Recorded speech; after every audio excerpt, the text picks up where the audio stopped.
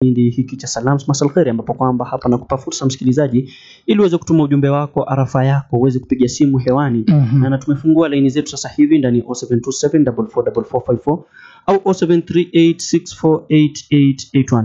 Hapa tunakupatia fursa msikilizaji ili kupeana nasaha katika umma, uweze kukumbushana, tuelimishana.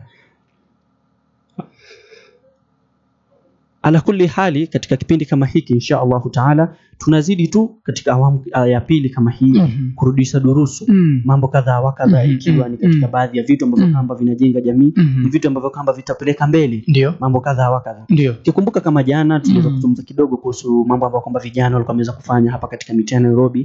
Baada ya kipindi nilipata simu kadha wa kadha, ujumbe mwingi sana kutoka kwa vijana, wengi wakikubaliana na mimi, wengi wakikipingana katika kauli, lakini haya ndio makala ambayo kwamba tunatakikana kuwa nayo ili tuzungumze kama vijana, watu warekebishike kama inavyotarajika. Watu wao ni kurekebishika, kwa sababu nafikiri jambo la kutamausha na la kuvunja moyo kwamba mtu mmoja anaibiwa na watu 20, ndugu yangu. Mtu mmoja anaibiwa na watu 20, ana porwa, yani kuporwa. Na ni mkeja mwenzako huyo. Ni mwenzako labda penginepo. Kwa hivyo vijana ambao mnatusikiza, tafadhali msikilizaji ambao unategea idhaa hii katika kipindi kama cha Masal Khair, ni katika muda wa kuelimishana na kupata fawaid mbalimbali, si katika kusalimiana tu, pia tuweze kupata fawaid. Ndio kuna kipindi nilisema Samir, hata wewe msikilizaji, katika kutoa jumbe yako ile time kama tumekupatia wakati utoe jumbe, ni kwamba tuweze kupata faida. Kuna faida nyingi tunazipata kutoka kwa mashabiki mbalimbali.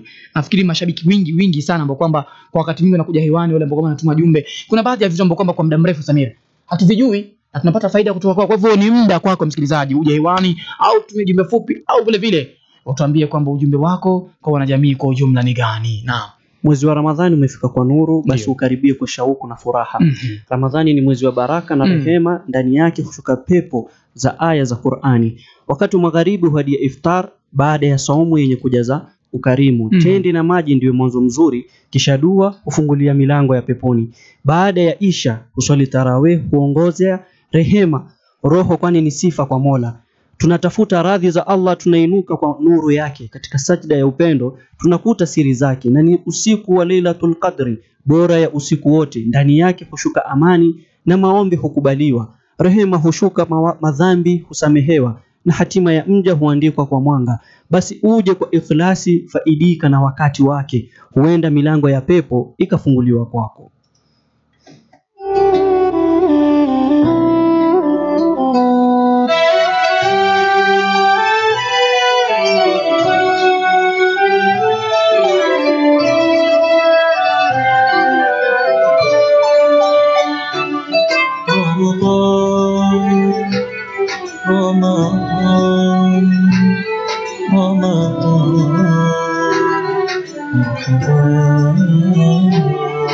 رمضان تجلى وابتسم، طوبى للعبد إذا اغتنم.